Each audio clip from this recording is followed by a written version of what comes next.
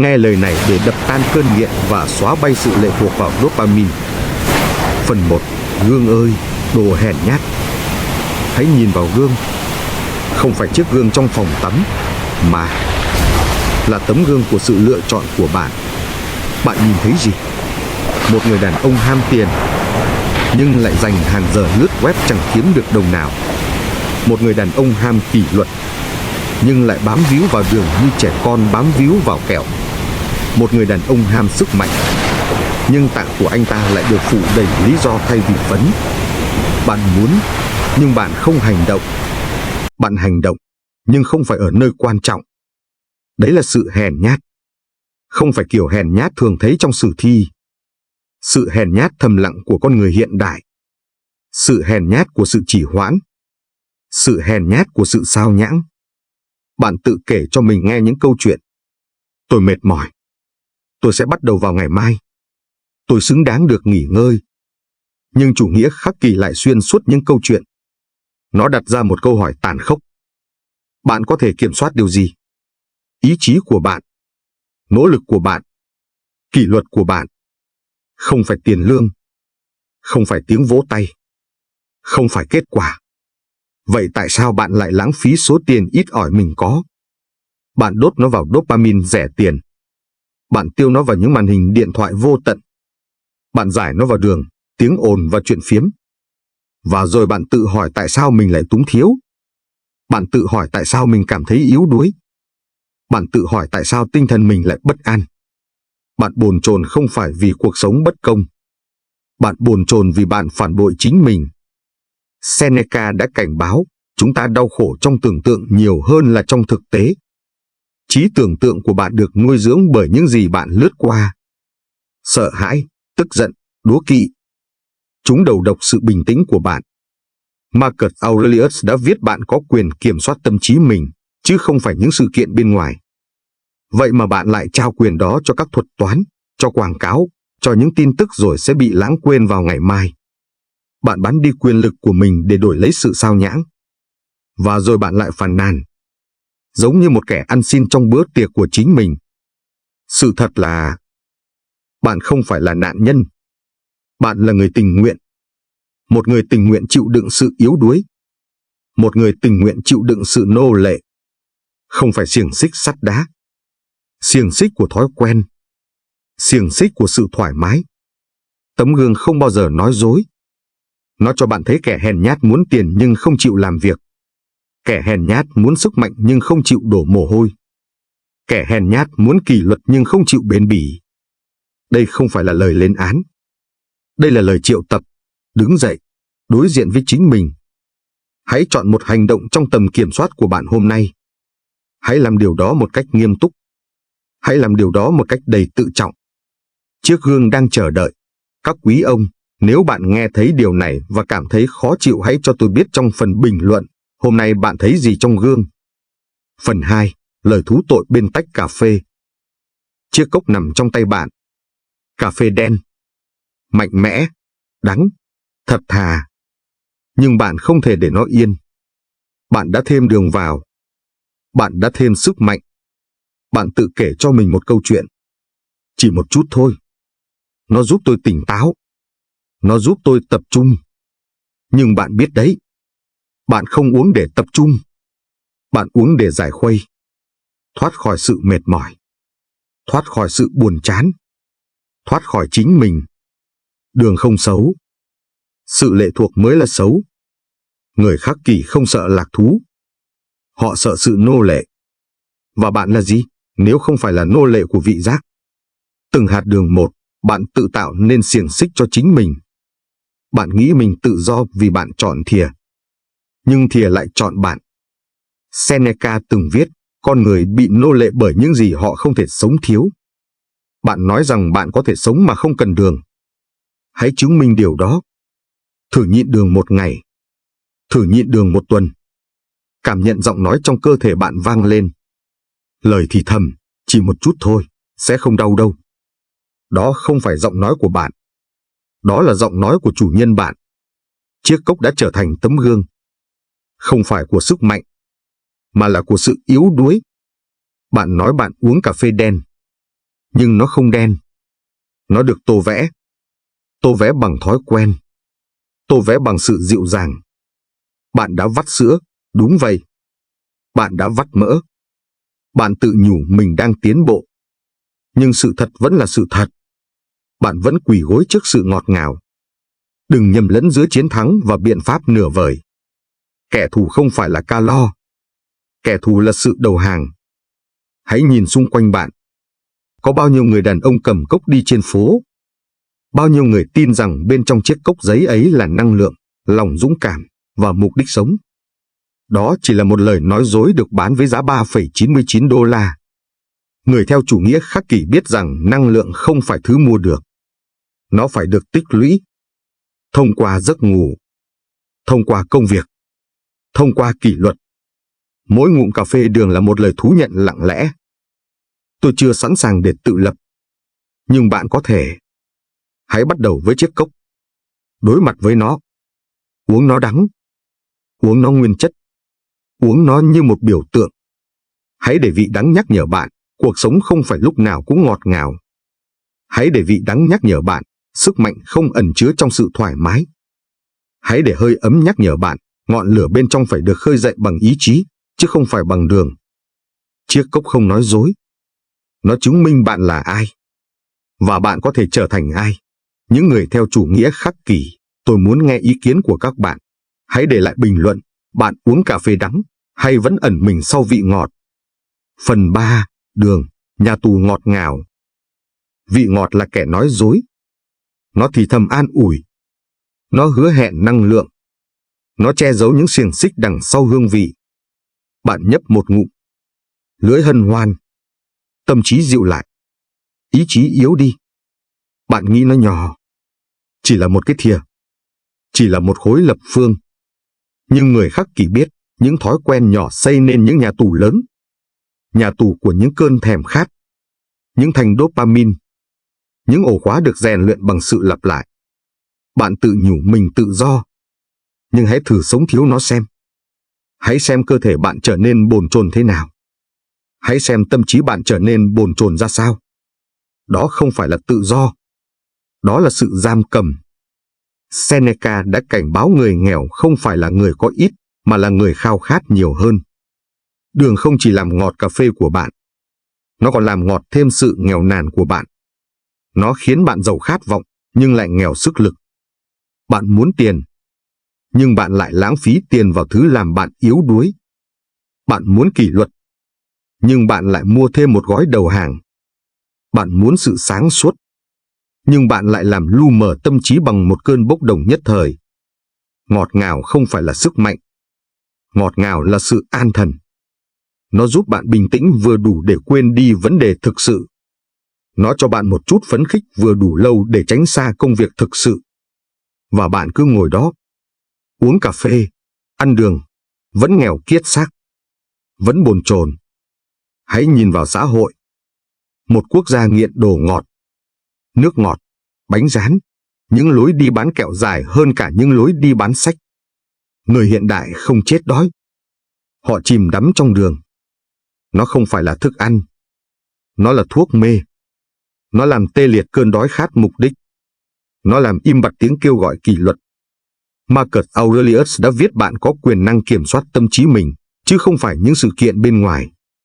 Nhưng bạn đã trao đi quyền năng đó. Bạn trao nó cho sự ngọt ngào. Bạn đã ký vào hợp đồng với từng thìa. Đây là lý do tại sao người khắc kỷ coi đường như bất kỳ cám dỗ nào. Không phải với lòng căm thù, mà là với sự sáng suốt. Không phải như thuốc độc, mà là sự rèn luyện. Mỗi lần bạn chống lại sự ngọt ngào, bạn đang thực hành chủ quyền. Mỗi lần bạn chọn sự cay đắng, bạn đang chọn tự do. Mỗi lần bạn nói không, bạn đang củng cố sức mạnh ý chí. Nhà tù đường không có tường. Bạn có thể bước ra bất cứ lúc nào. Nhưng hầu hết đàn ông sẽ không làm vậy. Họ sẽ ngồi trong xà lim, liếm song sắt. Gọi đó là khoái lạc. Đừng trở thành số đông. Hãy là số ít nếm trải cay đắng mà vẫn mỉm cười. Hãy là số ít yêu thích tự do hơn hương vị. Hãy là số ít hiểu rằng xiềng xích nhúng mật ong vẫn là xiềng xích. Những người theo chủ nghĩa khắc kỷ, tôi muốn nghe ý kiến của các bạn. Hãy để lại bình luận, Cám dỗ đường lớn nhất của bạn là gì và bạn có phá vỡ xiềng xích của nó không? Phần 4. Ảo tưởng trước khi tập luyện. Bạn múc bột. Màu sắc tươi sáng. Nhãn hiệu sắc nét. Lời hứa trong hộp. Bạn tin điều đó. Chỉ một ly. Và bạn sẽ mạnh mẽ. Chỉ một muỗng. Và bạn sẽ kỷ luật hơn. Nhưng bạn quên mất. Sức mạnh không thể bán được. Kỷ luật không thể thêm gia vị. Bạn nuốt ngụm nước. Bạn cảm thấy tê tê. Bạn tưởng đó là năng lượng. Nhưng thực ra đó chỉ là caffeine đội lốt người. Chỉ là chất kích thích trá hình.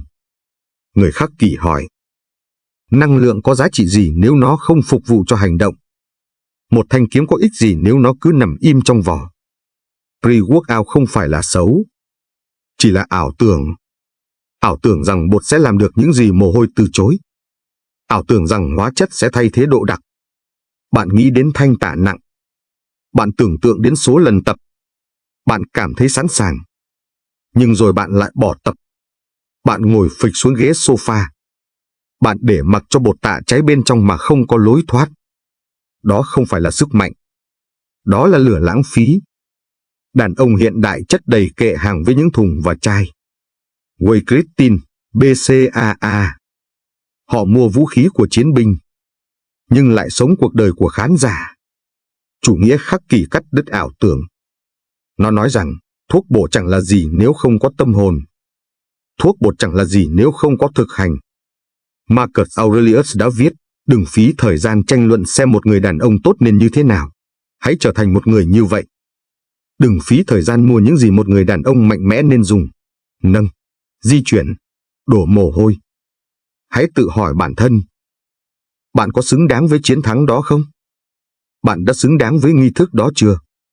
Hay bạn đang khoác lên mình vẻ lười biếng trong bộ đồ tập?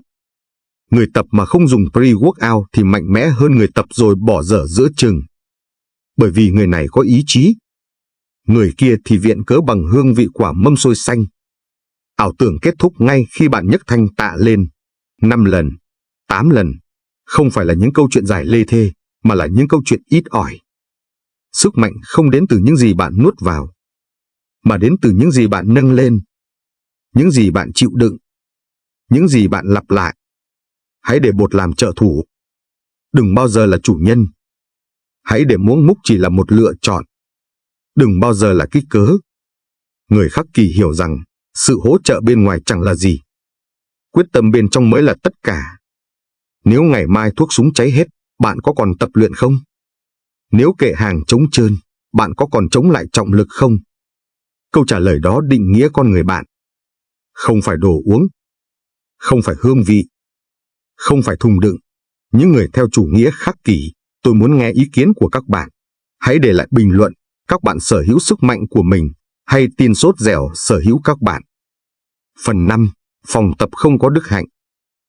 Phòng tập đông nghẹt. Tiếng sắt va chạm. Gương phản chiếu hình thể. Nhưng không phải tấm gương nào cũng phản chiếu đức hạnh. Có người tập luyện vì mục đích. Có người tập luyện vì lòng tự tôn. Có người đến phòng tập để rèn luyện tinh thần. Có người đến chỉ để đánh bóng hình ảnh. Người theo chủ nghĩa Khắc Kỷ hỏi. Tại sao bạn ở đây? Để trở nên mạnh mẽ hơn? Hay để được chú ý? Một thanh tạ không thể đánh giá bạn. Nhưng ý định của bạn thì có. Bạn có thể nâng tạ 400 pound. Nhưng nếu bạn làm vì thích, vì nhìn, vì vỗ tay, nó thật vô nghĩa. Trọng lượng được nâng lên mà không có ý nghĩa gì. Đức hạnh làm cho thang máy trở nên thiêng liêng. Không có đức hạnh, thang máy chỉ là sân khấu.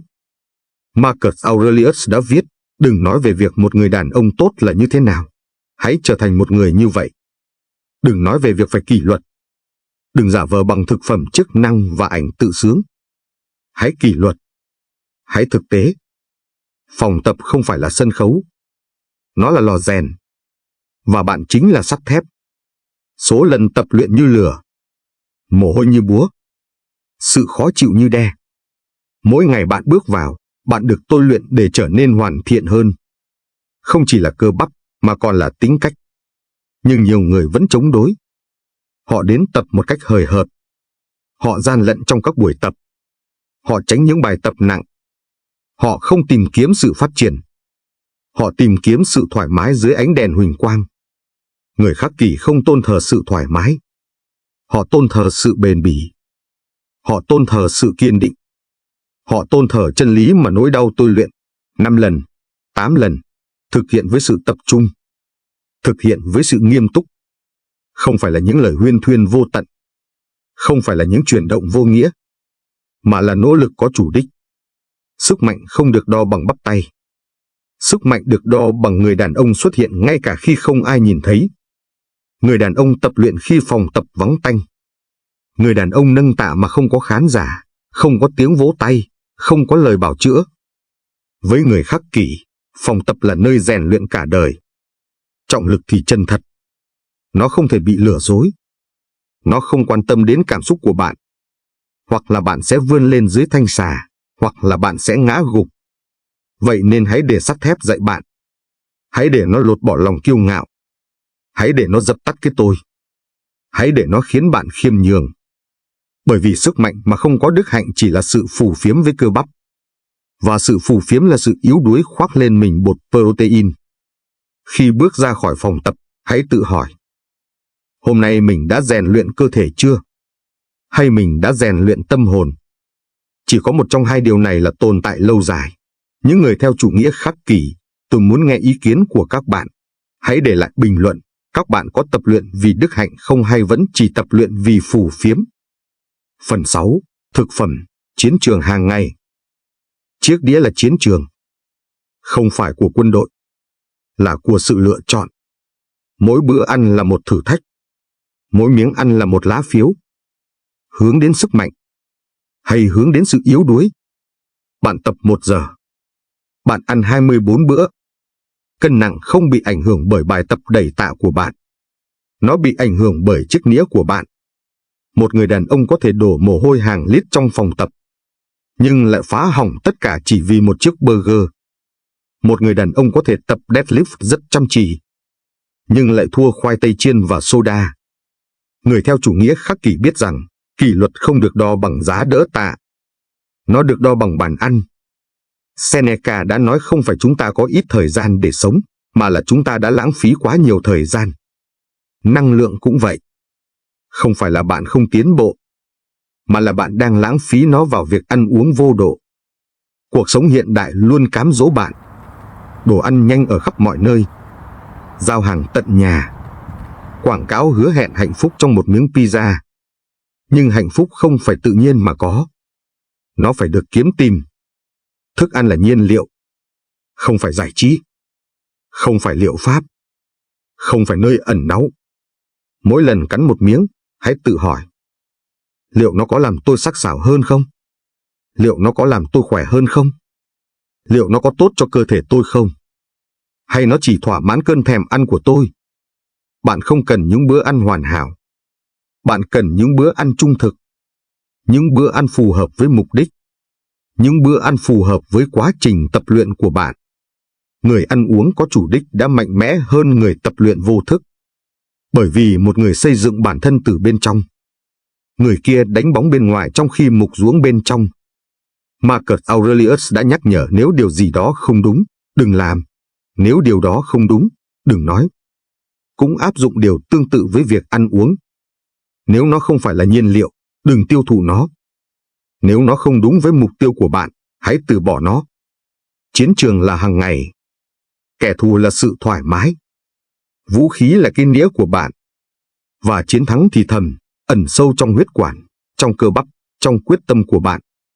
Đừng để cơn thèm ăn vô độ phá hỏng những giờ phút nghiêm túc. Đừng để cơn thèm ngọt thiêu đốt hàng tháng trời lao động. Đừng để một phút yếu lòng định nghĩa nên một người đàn ông mạnh mẽ. Bạn chiến đấu với trọng lực trong phòng tập. Nhưng bạn cũng chiến đấu với chính mình trên bàn tập. Và trận chiến thứ hai còn khó khăn hơn. Chọn món ăn của bạn. Mỗi ngày. Mỗi bữa ăn. Mỗi miếng ăn. Những người theo chủ nghĩa khắc kỷ, tôi muốn nghe ý kiến của các bạn. Hãy để lại bình luận. Đĩa ăn của bạn đang xây dựng sức mạnh hay đang phá vỡ nó? Phần 7. Internet, ngục tối kỹ thuật số. Ngục tối không có tường. Không có xiềng xích. Không có lính canh. Cổng của nó là những màn chắn sáng. Xiềng xích của nó là nguồn thức ăn vô tận. Hình phạt của nó là sự lãng phí cuộc sống. Bạn tự nguyện bước vào, bạn cuộn, bạn xem, bạn tiêu thụ. Và thời gian trôi đi. Không phải bằng lửa, không phải bằng tra tấn, mà bằng sự xao lãng. Người đàn ông hiện đại không bị đánh đòn. Anh ta được giải trí đến chết. Bánh mì và rạp xiếc từng thống trị quần chúng. Giờ đây, meme và phim ảnh đã thống trị. Bạn nghĩ mình tự do. Nhưng không phải. Bạn là tù nhân. Không phải của thép, mà là của pixel. Seneca đã cảnh báo không phải cuộc đời ngắn ngủi, mà là do chính chúng ta khiến nó ngắn ngủi. Bạn đã dành bao nhiêu giờ cho ngục tối? Bao nhiêu buổi sáng bị lãng phí? Bao nhiêu đêm đầu hàng? Và bạn nhận được gì? Tin tức đầu độc tâm trí bạn. Sự tiêu cực làm lu mờ tinh thần bạn. Quảng cáo khơi dậy những ham muốn mà bạn không thể thỏa mãn. Nguồn cấp dữ liệu không miễn phí. Nó làm bạn mất tập trung. Nó làm hao mòn tính kỷ luật của bạn. Nó đánh cắp sự bình yên của bạn. Tệ hơn cả đường. Tệ hơn cả đồ ăn vặt. Bởi vì Internet ngụy trang thành kiến thức, thành kết nối, thành sự liên quan. Nhưng đó là sự quyến rũ. Một loại thuốc gây nghiện cho tâm hồn bất an. Người theo chủ nghĩa khắc kỷ hỏi. Bạn kiểm soát được điều gì ở đây? Vuốt, nhấp, thời gian. Bạn không thể kiểm soát dòng chảy tiêu cực. Bạn không thể làm im lặng tiếng ồn của thế giới. Nhưng bạn có thể làm im lặng chính bàn tay mình. Mỗi cuộn giấy là một lựa chọn. Lựa chọn nuôi dưỡng sự yếu đuối, hoặc làm nó chết đói. Marcus Aurelius đã viết, bạn sẽ không tìm thấy ai hạnh phúc hơn người sống có đức hạnh. Đức hạnh không nằm ở sự giàu sang. Nó nằm ở công việc, ở sự tập trung, ở hành động xây dựng bản thân. Mỗi giờ lãng phí trực tuyến là một giờ bị đánh cắp khỏi mục đích sống của bạn. Mỗi quảng cáo bạn nhìn chằm chằm là một lời nhắc nhở về những sợi xích. Những sợi xích được nhúng trong kim tuyến. Những sợi xích được ngụy trang thành niềm vui. Ngục tối kỹ thuật số không có lính canh. Chỉ có những người tình nguyện. Và bạn là một trong số họ. Chìa khóa nằm trong tay bạn. Luôn luôn như vậy. Đóng màn hình lại. Mở ra cuộc sống của bạn. Đừng là người chỉ cuộn trang cho đến chết. Hãy là người sống cho đến chết. Những người theo chủ nghĩa khắc kỷ, tôi muốn nghe ý kiến của các bạn. Hãy để lại bình luận. Các bạn vẫn còn mắc kẹt trong ngục tối kỹ thuật số hay đã bắt đầu thoát ra? Phần 8. Sự phân đôi của quyền kiểm soát. Đồ ngốc. Bạn theo đuổi những thứ không thuộc về mình. Bạn lo lắng về những thứ mình không thể nắm giữ. Bạn cầu nguyện cho kết quả mà lờ đi hành động của mình. Và rồi bạn tự hỏi tại sao mình phải đau khổ. Những người theo chủ nghĩa khắc kỷ đã nói rõ. Epictetus đã vạch ra ranh giới. Một số thứ nằm trong tầm kiểm soát của chúng ta, một số thì không. Ranh giới đó rất đơn giản. Nhưng đàn ông lại thích làm mở nó đi. Tiền bạc không nằm trong tầm kiểm soát của bạn. Nỗ lực mới là điều đó. Sự công nhận không nằm trong tầm kiểm soát của bạn. Chính trực mới là điều đó. Kết quả không nằm trong tầm kiểm soát của bạn. Đức hạnh mới là điều đó. Vậy mà bạn vẫn ám ảnh về tiền lương. Bạn tức giận vì được thăng chức. Bạn tuyệt vọng vì thị trường. Tất cả ở bên ngoài. Tất cả ở bên ngoài bạn. Và khi bạn nhìn chằm chằm vào những gì bạn không thể thay đổi, bạn đã bỏ qua điều duy nhất bạn có thể thay đổi. Ý chí của bạn. Bạn muốn giàu có, làm việc. Bạn muốn sức mạnh, luyện tập. Bạn muốn được tôn trọng. Sống có đạo đức. Phần thưởng có đến hay không? Đó không phải là quyền quyết định của bạn. Đó là trò chơi của số mệnh. Và số mệnh không nghe theo bạn. Marcus Aurelius tự nhắc nhở mình mỗi ngày. Bạn có quyền năng kiểm soát tâm trí mình chứ không phải những sự kiện bên ngoài. Hãy nhận ra điều này và bạn sẽ tìm thấy sức mạnh. Nhưng bạn lại quên mất. Bạn để thế giới chi phối mình. Bạn để sự kiện quyết định tâm trạng. Bạn để kết quả quyết định giá trị của mình. Thật là ngu ngốc. Bạn khóc khi kết quả không như mong đợi. Nhưng kết quả chưa bao giờ thuộc về bạn. Chúng chưa bao giờ được hứa hẹn. Bạn chỉ được hứa một điều duy nhất. Cơ hội để hành động đúng đắn. Để chịu đựng một cách dũng cảm. Để sống có kỷ luật. Đây là tự do. Không phải giàu sang, không phải danh vọng, không phải kiểm soát người khác, mà là làm chủ chính mình. Hãy nhìn lại ngày tháng của bạn. Bạn đã lãng phí bao nhiêu vào lo lắng, vào những thứ bạn không thể chạm vào những hợp đồng tương lai bạn không thể đảm bảo. Trong khi đó, hiện tại vẫn đang chờ đợi, bị phớt lờ, bị bỏ rơi, bị khinh miệt. Người cầm kiếm nhưng lại không chịu vung. Người cầu xin một vũ khí khác, thứ chưa bao giờ thuộc về ngươi. Người theo chủ nghĩa khắc kỷ biết rõ sự thật. Vận may có thể tước đoạt tất cả, nhưng không thể tước đoạt ý chí, không thể tước đoạt tính cách, không thể tước đoạt sự lựa chọn hành động theo đức hạnh của bạn. Vậy là đủ rồi. Chắc chắn là đủ rồi. Vậy nên tối nay hãy tự hỏi bản thân.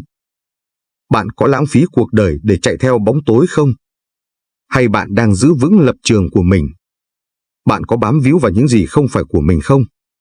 Hay bạn đang làm chủ những gì là của mình? Đường ranh giới đã được vạch ra. Hãy chọn phe của bạn.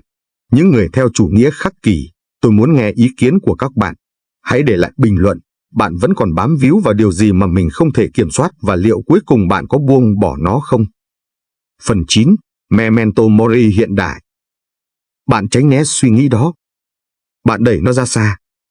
Bạn hành động như thể ngày mai đã được đảm bảo. Nhưng thực tế không phải vậy. Cái chết là điều chắc chắn. Bóng tối sau mỗi hơi thở. Sự im lặng chờ đợi sau mỗi nhịp đập trái tim. Những người theo chủ nghĩa khắc kỷ không sợ hãi nó. Họ đối mặt với nó. Họ tự nhủ, Memento Mori, hãy nhớ rằng, ngươi sẽ chết. Tại sao? Bởi vì cái chết làm sáng tỏ mọi chuyện. Nó cắt đứt mọi lời bào chữa. Nó phơi bày những điều quan trọng. Hãy nhìn lại cuộc sống của bạn. Những giờ phút lãng phí trên mạng.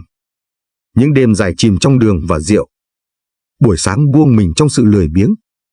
Nếu hôm nay là ngày cuối cùng, bạn có muốn được nhớ đến theo cách này không? Nơi đây yên nghỉ một người đàn ông nghiện video.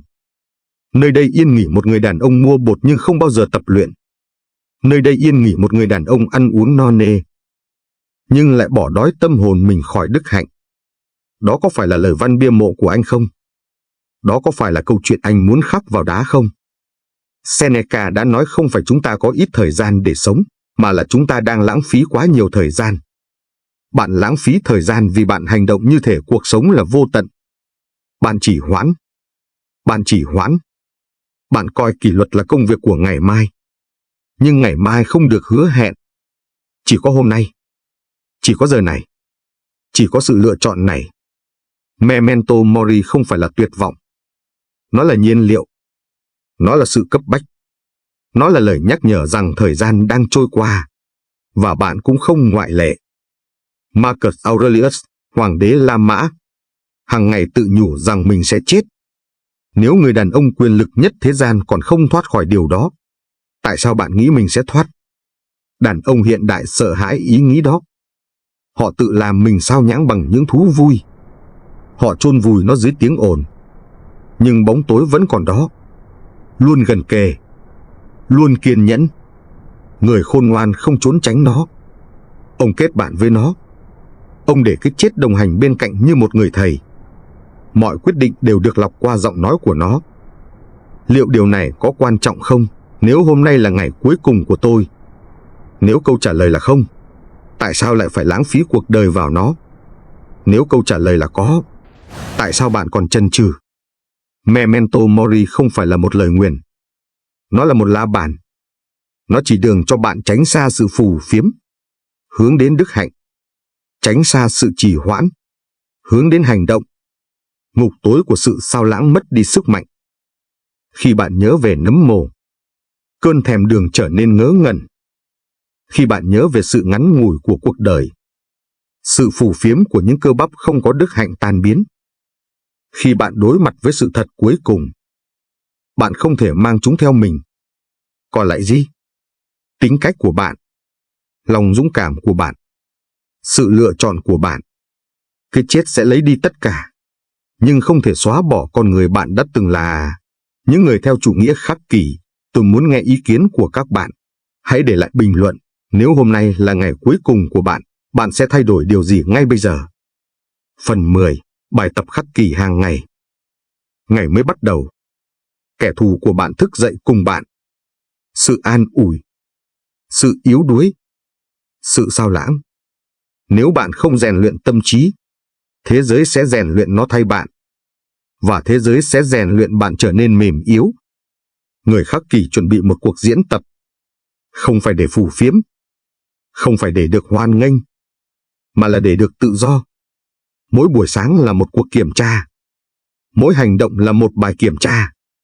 Hãy nhìn tách cà phê của bạn. Nó đắng hay ngọt ngào bởi sự đầu hàng. Hãy xem xét các chất bổ sung của bạn. Bạn dùng chúng như công cụ hay như cái cớ. Hãy nhìn vào đĩa thức ăn của bạn. Nó là nhiên liệu cho sức mạnh hay là thuốc độc cho cơn thèm ăn. Hãy nhìn vào điện thoại của bạn. Nó xây dựng bạn hay trói buộc bạn. Hãy nhìn vào tâm trí bạn. Nó có tập trung vào những gì bạn có thể kiểm soát, hay đang lạc lối khi theo đuổi những kết quả không bao giờ thuộc về mình. Đây là bài tập hàng ngày. Không phức tạp, không cầu kỳ, đơn giản, không ngừng nghỉ. 5 câu hỏi, 5 lựa chọn, 5 cơ hội để thực hành tự do. Kẻ yếu đuối cầu xin động lực. Người khắc kỷ xây dựng kỷ luật. Kẻ yếu đuối cầu xin thêm thời gian. Người khắc kỷ tận dụng thời gian mình có. Seneca đã nói, cuộc sống sẽ dài lâu nếu bạn biết cách sử dụng nó. Bạn sử dụng nó từng bài tập một, từng lựa chọn một. Một hành động thách thức sự yếu đuối. Marcus Aurelius tự dặn lòng mình mỗi ngày. Đừng lãng phí một ngày. Bạn cũng phải làm vậy. Bởi vì những ngày lãng phí sẽ trở thành cuộc đời lãng phí. Hãy nghĩ về kỷ luật, đừng nghĩ đến hình phạt. Hãy nghĩ đến nó như tiền thuê nhà. Tiền thuê nhà bạn trả cho tự do. Thoát khỏi đường. Thoát khỏi sự xao lãng. Thoát khỏi sự phù phiếm. Thoát khỏi nỗi sợ hãi. Tiền thuê phải trả hàng ngày. Không được trả chậm. Không được giảm giá. Bài tập hàng ngày không phải là về sự hoàn hảo.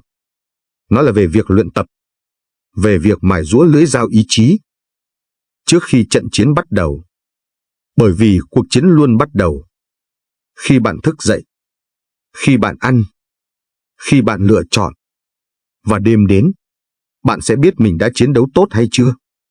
Bạn sẽ biết mình đã đầu hàng hay chưa. Hay bạn đã đứng vững như một người đàn ông. Thế gian sẽ chẳng quan tâm. Nhưng tâm hồn bạn thì có. Và cuối cùng, chỉ có sự phán xét mới quan trọng. Những người theo chủ nghĩa khắc kỷ, tôi muốn nghe ý kiến của các bạn. Hãy để lại bình luận, phần nào trong bài tập hàng ngày của bạn cần được rèn luyện nhiều nhất: cốc, đĩa, điện thoại hay tâm trí.